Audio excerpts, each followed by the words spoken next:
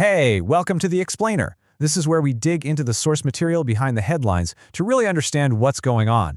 So picture this. It's late February 2026, and a conflict that's been simmering for ages just boils over into all-out war. The whole world is watching, and everyone's asking the same thing. Was this a targeted strike to free a nation, or was it just a spark that's about to set the whole region on fire? That's what we're digging into today, the plan versus the reality on the ground. All right, let's get into the timeline. February 28th, 7 a.m. UTC. The operation, codenamed Epic Fury, kicks off. It's a joint U.S. and Israeli campaign, and they start with a huge wave of strikes targeting Iran's missile sites and key infrastructure. But then, just 30 minutes later, came the big one. A strike hits the compound of the supreme leader, Ali Khamenei, and it wasn't long before U.S. officials confirmed it. Khamenei, the man who had ruled Iran for more than 3 decades, was dead. And this single act, well, it was the absolute linchpin of the entire American strategy. Now, the Trump administration was very clear. This wasn't just another military strike. No, they laid out a really ambitious political goal, and it was aimed squarely at the people of Iran. And this quote from President Trump, it really gets right to the heart of it. The idea wasn't just military, it was revolutionary. The whole plan was to weaken the regime just enough so that the people themselves could rise up, revolt, and, as he said, take over their own government. So to make that happen, the Pentagon had a very specific, laser-focused mission. Think of it like a checklist. First, destroy Iran's missile arsenal and all their production sites. Second, completely annihilate their navy. Third, tear down their network of proxy terror groups. And the big one, the absolute priority, stop Iran from ever getting a nuclear weapon. Okay, but what if the revolution didn't happen? What was Plan B? Well, it seems planners had a kind of fallback theory, and some people started calling it the Venezuela model. The thinking goes like this: even if the regime doesn't totally collapse, a massive military strike could leave it so battered and weakened that it's basically forced to play ball with U.S. interests just to survive. It's less about liberation and more about, well, forced cooperation. But here's the thing. History has shown us, time and time again, that these decapitation strikes, they rarely go according to plan. You can take out the leader, but that doesn't mean the state just crumbles. So let's look at what actually started happening on the ground.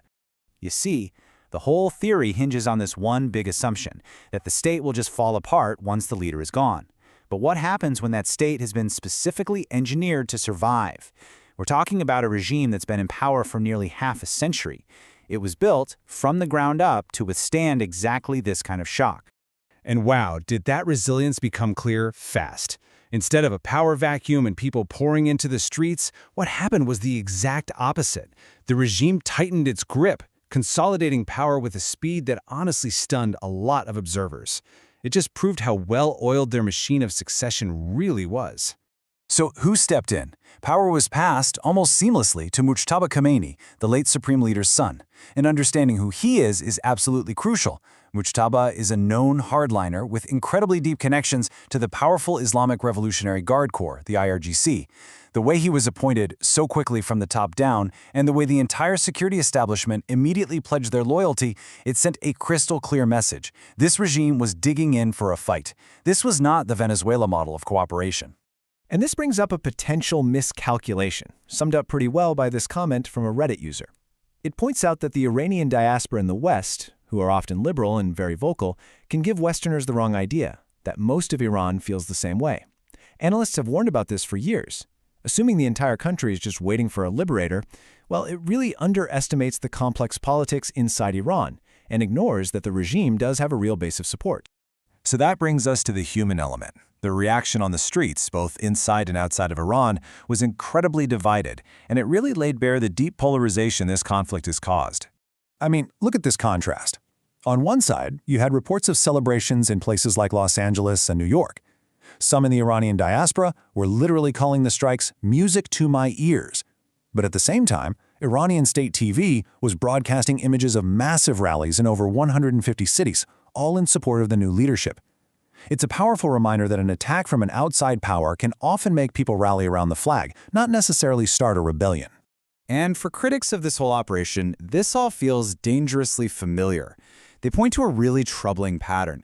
Think about it. Iraq in 2003, the invasion created a power vacuum that lasted for decades and led to horrific casualties. Then Libya in 2011, the intervention there led to state collapse and a brutal civil war, not a stable democracy. The argument is that the precedent for this kind of action leading to total chaos is, well, it's pretty strong. And look, regardless of whether this operation ends up like Iraq or Libya, the immediate costs, both human and economic, are already staggering. And those costs are measured in human lives. Early reports from the ground included just a devastating strike on a girls' primary school in Minab. It reportedly killed nearly 100 children, all between the ages of 7 and 12. The conflict also sent immediate shockwaves through the global economy.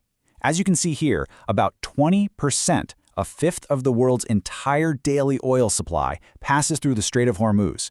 That's a major choke point that Iran has threatened to close down before. So naturally, this operation put the world's economy on red alert, with everyone bracing for oil prices to just go through the roof. And let's not forget the direct cost to the United States. In the early days of the conflict, 7 American service members were reported killed, with many more wounded. And behind the scenes, you had military officials starting to sound the alarm, warning that the U.S. was burning through its critical munitions way too fast.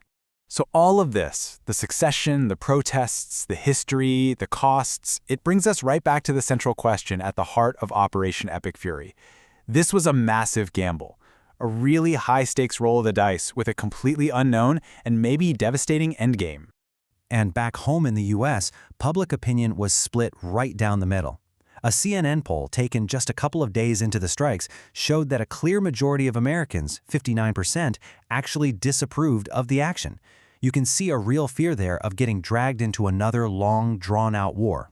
And so, in the end, the whole world is left wondering, which way is this going to go? Is this the Venezuela model that the planners hoped for? A weakened regime that's forced to be cooperative? Or has Operation Epic Fury just kicked open the door to the next Iraq, unleashing a future of even deeper, more violent, and longer-lasting chaos? That is the question.